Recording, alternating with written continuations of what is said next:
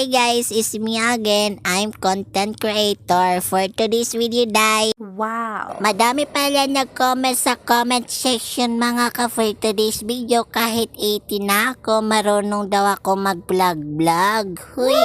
Pala yung bahay namin mga ka for today's video. Temporary pala yung bahay namin kasi hindi pa tapos. Yan pala yung kwarto ng ate ko. Medyo makalat talaga.